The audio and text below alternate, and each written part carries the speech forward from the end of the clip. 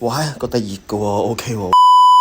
帶翻個手牌先，每次嚟到洪湖城都好似翻咗屋企咁啊。不過咧，我最 buy 佢嘅呢樣嘢。先生，晚上好，歡迎光臨。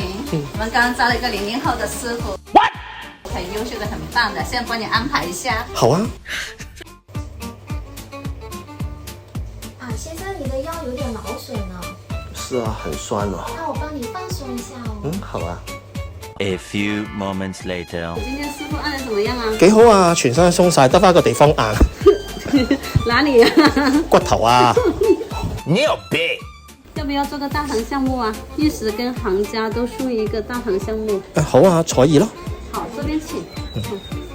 呢個彩兒師都幾靚噶，影佢嗰陣仲俾佢及到添。我感覺這個比剛剛那個會自然一點，你有沒有發現？很自然啊，本來就很自然，好不好？是嗎？靚仔，痛的話要跟我說哈。這句話不是男孩子跟女孩子說的嗎？